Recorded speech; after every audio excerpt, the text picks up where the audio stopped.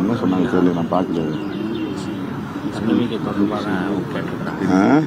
அரசு பள்ளிகளில் மாணவிகள்கிட்ட ஆங்கிலத்தில் தன்னுடைய ஆங்கில புலமையை காட்டுவதாக எதிர்க்கட்சிகள் விமர்சனம் வச்சிருக்காங்க. குறிப்பா அங்க இருக்கக்கூடிய பள்ளி மாணவியிடம் ஆங்கிலத்தில் கேள்வி கேட்டு அவங்களுக்கு ஆங்கிலம் தெரியல அப்படின்ற மாதிரியான முன்னெடுப்பை எடுத்து அந்த கேள்வியை கேட்டிருக்காங்க. தன்னுடைய ஆங்கில புலமையை காட்டுறதுக்காக எதிர்க்கட்சிகள் விமர்சனம் வச்சிருக்காங்க. அமைச்சர் கீர்த்தனா இதற்கு பதில் சொன்னால் சிறப்பாக இருக்கும். தொடர்ந்து இது போன்ற குற்றச்சாட்டுகள் சார், அரசு பள்ளிக்கு போறாங்க, பல்வேறு இடங்களில் ரீல்ஸ் எடுக்கிறாங்க, அதுவும் கட்சிக்காரங்களும் ரீல்ஸ் எடுக்கிறாங்க, குற்றச்சாட்டு வருது தொடர்ந்து. அரசு அலுவலகங்கள் இது மாதிரி பொது இடங்களுக்கு போகும்போது ஒரு சென்சிட்டிவிட்டி இல்லாம சில விஷயங்கள்ல அமைச்சர்களே ஈடுபடுவது ரொம்ப ஒரு தவறான ஒரு முன்னுதாரணமா இருக்குன்றது தான் குற்றச்சாட்டா வைக்கிறாங்க. ஒரு சென்சிபிளா இருக்கணும் அப்படின்றதான் அந்த ஒட்டுமொத்தமான கான்செப்ட். அதை எப்படி பாக்குறீங்க? அமைச்சர்கள் மட்டுமின்றி அதிகாரிகள் அனைவருமே எங்கு சென்றாலும் இந்தியா முழுவதும் உலகம் முழுவதும் இப்போது ரீல்ஸ் போடுவது என்பது வாடிக்கையாக மாறியிருக்கிறது. ஒரு குறிப்பிட்ட ஒருவர் தான் அப்படி செயல்படுகிறார் என்று நாம் சொல்ல முடியாது. சமூக ஊடகம் வலிமையாக உள்ள இந்த காலச்சூழலில் ஒவ்வொரு அசைவையும் சமூக ஊடகங்களில் பதிவு செய்வது தவிர்க்க முடியாததாக மாறியிருக்கிறது.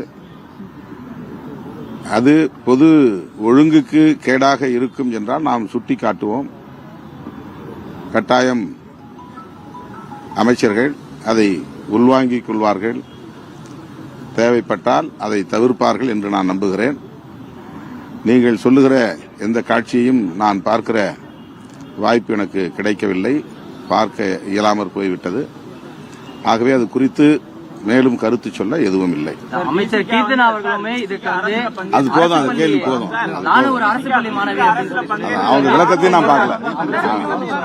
அவங்க விளக்கத்தையும் நான் பார்க்கல. திமுக தலைவர் அறிவிச்சாருன்னு சொல்லியிருந்தீங்க. அது நீங்க கூட்டணியில் இடம்பெற்று அமைச்சர்கள் பங்கேற்றதுக்கு அப்புறம் எப்படி கூட்டணி தொடரும்? அது ஆட்டோமேட்டிக்கா வெளியே வந்ததுக்கான அர்த்தமா தானே ஆகும். அது எப்படி அறிவிச்சாருன்னு சொல்றீங்க? அது முரணா ஏற்படுது.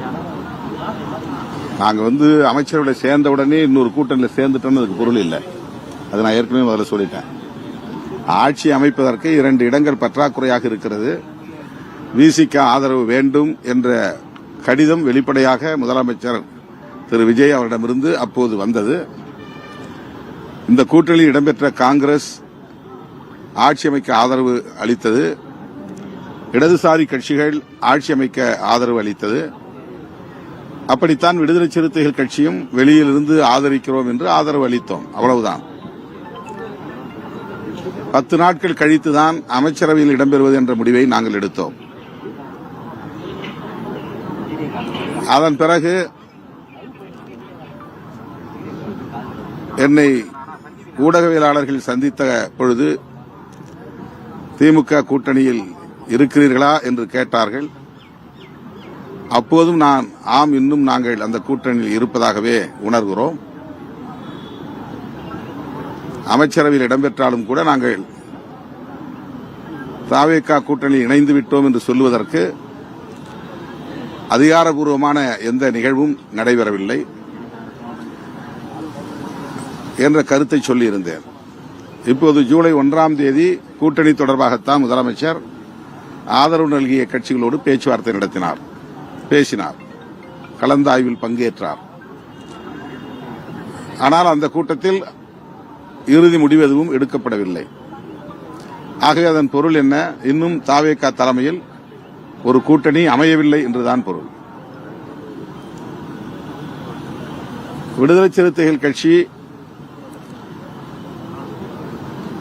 அமைச்சரவையில் இடம்பெற்ற உடனே திமுகவுக்கு நாங்கள் துரோகம் இழைத்து விட்டோம் என்று ஊடக தளங்களில் பலரும் விமர்சனங்களை வைக்கிறார்கள்.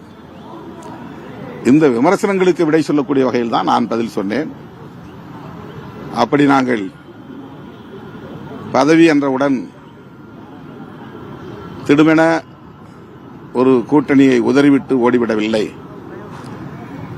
எடுக்கிற முடிவுகள் ஒவ்வொன்றையும் அப்போது கூட்டணி தலைமை என்கிற முறையில் அண்ணன் ஸ்டாலின் அவர்களிடத்திலே கருத்துக்களை பகிர்ந்து கொண்டோம். அவரை சந்தித்தும் பேசியிருக்கிறோம்.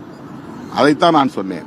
அந்த உறவு தொடர்கிறது, அந்த நட்பு தொடர்கிறது. அவருடைய கவனத்திற்கு சென்று கருத்துக்களை பகிர்ந்து கொண்டு அதன் பிறகுதான்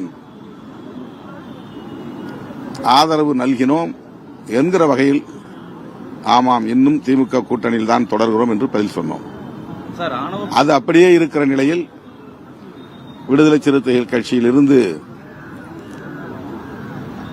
அதிருப்தி அடைந்த ஒரு முன்னணி பொறுப்பாளரை திமுகவில் இணைத்தது எங்களுக்கு அதிர்ச்சி அளித்தது. அந்த அதிர்ச்சியை நான் வெளிப்படுத்தினேன், அவ்வளவுதான். சார், ஆணவ படுகொலை சம்பந்தமா அரசியலையும் பங்கேற்றிருக்கீங்க. அது எவ்வளவு ஒரு அழுத்தத்தை கொடுக்க திட்டமிட்டிருக்கீங்க? அழுத்தம் கொடுத்திருக்கீங்களா, வலியுறுத்திருக்கீங்களா?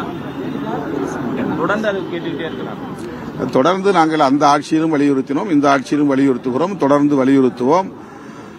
ஒரு நல்ல முடிவு எட்டும் வரையில் வலியுறுத்திக் கொண்டே இருப்போம்.